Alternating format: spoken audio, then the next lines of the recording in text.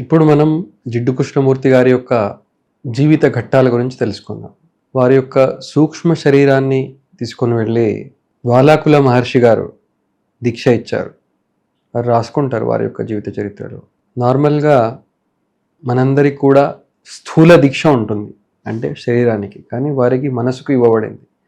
కాబట్టి అనంత శక్తి సామర్థ్యాల్ని వారు దీక్ష తీసుకున్నప్పుడు పొందారు.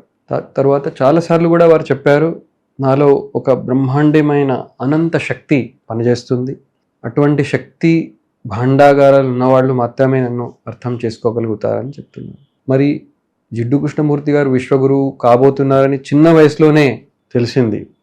అనిబిసెంట్ గారు లీడర్ బీటర్ ద్వారా తెలుసుకొని వారికి ఇంగ్లీష్లో కోచింగ్ ఇప్పించి మరి థియోసఫికల్ సొసైటీ యొక్క అధ్యక్షునిగా వారిని ప్రకటించారు. వారిని ప్రకటించినప్పటికీ కూడా నేను దీని యొక్క అధిపతిని గాను విశ్వగురువును కాను అని చెప్పారు. అంటే గురువు అంటే గురుతత్వమే అనే విషయాన్ని మనకు వారు బాగా బోధించారు. ఎటువంటి ఆశ కూడా వారికి లేదు. వారు చెప్పిన సూత్రాల్లో చాలా మంచిగా అర్థం చేసుకోవాల్సిన సూత్రం ఏంటి అంటే, మనం ప్రతి క్షణం జీవిస్తున్నామని అనుకుంటున్నాం, కానీ ఈ జీవితంతో పాటు మరణం కూడా జరుగుతూ ఉంది. కానీ మనం దాన్ని అబ్జర్వేషన్ చేయడం లేదు. ఎప్పుడైతే దాన్ని అబ్జర్వేషన్ చేస్తామో, ఏ విధంగా అయితే స్వప్నం నుంచి బయటికి వచ్చిన తర్వాత ఆ స్వప్నం యొక్క ఎటువంటి చూఛాయలు ఉండవు, మర్చిపోతాం, కానీ దాని యొక్క అనుభవజ్ఞుడు ఉంటాడు, అనుభవం మొత్తం వెళ్ళిపోతుంది. అదేవిధంగా ఈ జాగ్రత్త అవస్థలో కూడా ఉన్న మనసు ఒకటే, అనేక మనసులు లేవు. రెండవది, శరీరము, మనసు, ఆత్మ ఈ మూడు వేరు కాదు, ఒకటే అయి ఉన్నాయి. మూడవ చెప్తున్నారు, మనం ఎప్పుడు కూడా మనసు ద్వారా చాలా దృశ్యాలని చూస్తూ ఉన్నాం. ఈ దృశ్యం ఎలా ఏర్పడుతుంది అనే దాన్ని బాగా గమనించాలని వారు చెప్తున్నారు. మన గమనింపు ఎప్పుడు కూడా బహిర్ముఖంగా ఉంది. అంటే వీరెలా అంటున్నారు, వారెలా అంటున్నారు, వారేం చెప్తున్నారు, ఈ శాస్త్రాలు ఏం చెప్తున్నాయని చెప్తున్నాం, అంతేగాని నా మనసులో ఏం జరుగుతుంది. ఫర్ ఎగ్జాంపుల్, వాట్సాప్లో నేను ఒక జిడ్డు కృష్ణమూర్తి గారి పోస్ట్ వేసినప్పుడు మరి అందరు నన్ను మెచ్చుకుంటున్నారా లేదా అని చూస్తున్నాను. నేను వేస్తున్నా అనే దాన్ని మనం చూస్తున్నానా?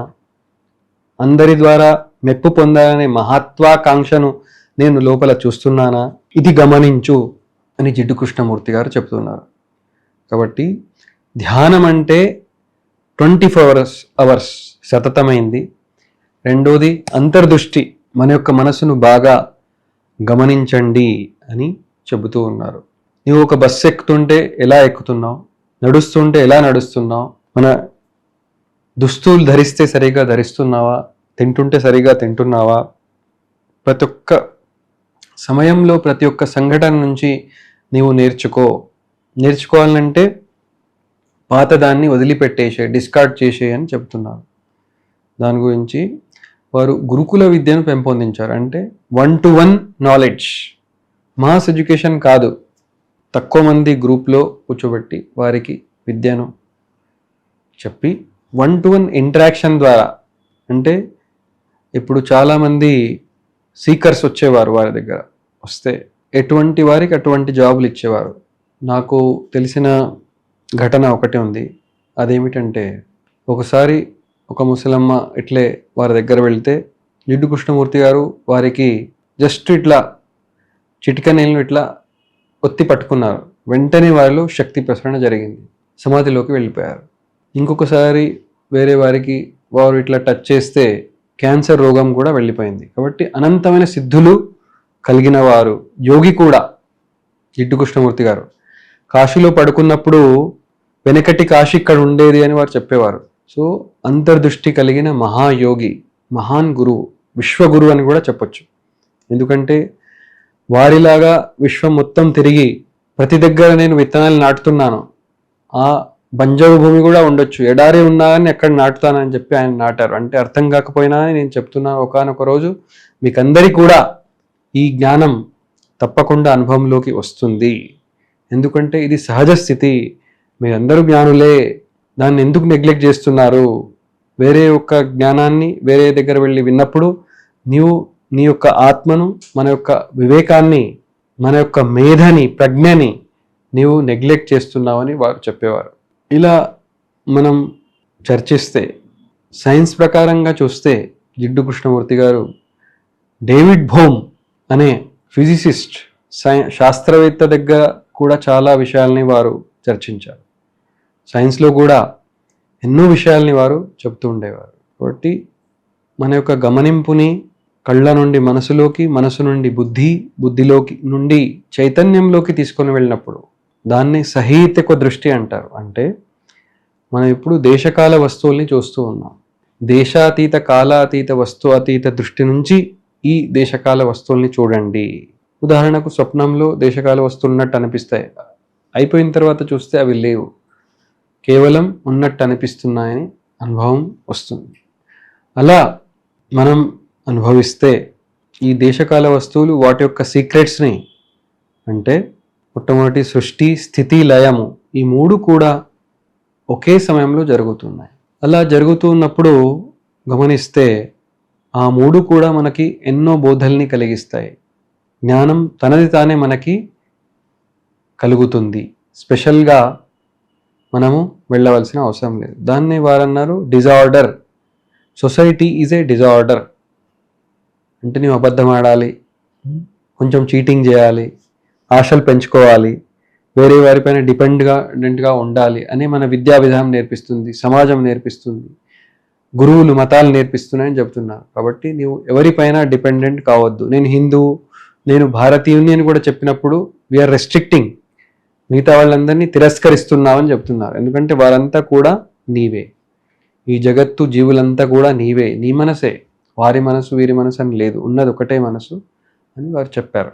ఇంకా కొన్ని సీక్రెట్స్ని మనం తెలుసుకోవాలనుకుంటే జిడ్డు కృష్ణమూర్తి గారు ప్రతిరోజు 4 గంటల వరకు సుమారు వాకింగ్, ఎక్సర్సైజ్, యోగా, ప్రాణాయామం ఇవన్నీ చేసేవారు. కానీ అది యోగా కాదు అని చెప్పేవారు. యోగా అంటే మనసుని దాని యొక్క మూలస్థానంలో ఉంచడం, సహజ స్థితిలో ఉండడం.